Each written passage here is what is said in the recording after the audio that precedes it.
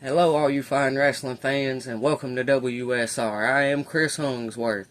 John Cena versus CM Punk at Night of Champions. Man, did WWE really drop the ball on this one. It was a complete disaster, almost on AEW scale did they mess this one up. You see, the match was doing good and was actually on pace to live up to its hype and anticipation until suddenly a wild homo appeared. That's right, Seth Homo Rollins, accompanied by the Penguin Paul Heyman, big old Bronson Reed, and Braun Breaker would swarm the ring. And this would lead to John Cena and CM Punk having to fight them off until the end of the match when Seth Rollins would hit CM Punk with a stomp, and then John Cena would capitalize by throwing Seth Rollins out the ring and pinning CM Punk for the 1, 2, 3. You see, while this is excusable in most other matches, this was a match that was 14 years in the making. This was a match that should have been an instant classic.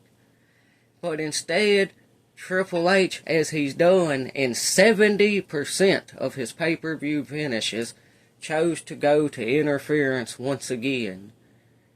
I'm cool with Seth Rollins coming out there and maybe lingering around, waiting on the end of the match so he can cash in, or potentially even cashing in. But my God, how many times are we going to have to see Seth Rollins come out and interfere in a match, blatantly interfere in a match? And did anybody else notice how there was no referee for most of the end of the match?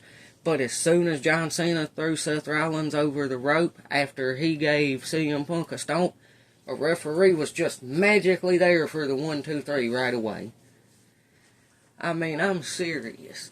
This is getting old at this point. 70% of the matches have ended by interference.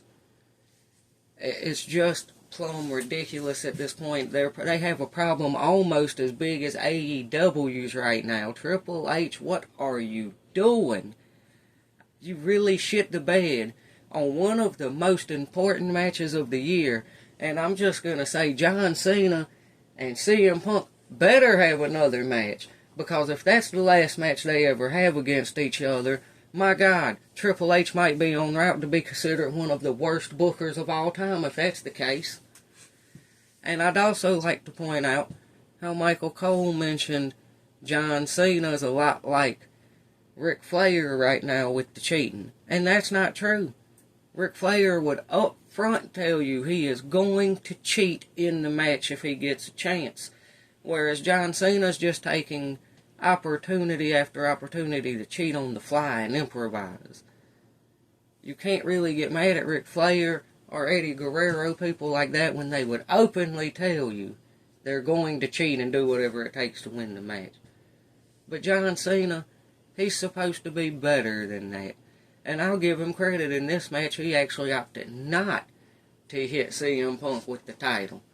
Instead, they had flashbacks of the Night of Champions pay-per-view where Seth Rollins had, not Night of Champions, Elimination Chamber. Seth Rollins had been eliminated from the Elimination Chamber and snuck back in because the referees left the door open for like 5 whole minutes and gave CM Punk a stomp, and then John Cena threw him into a submission. Pretty much the same thing happened here, except John Cena pinned CM Punk instead of putting him in a submission. I mean, I really don't get it. This was a huge disappointment. The whole pay-per-view was, but especially this match. Like I said, it was 14 years in the making. This was almost a match destined to happen.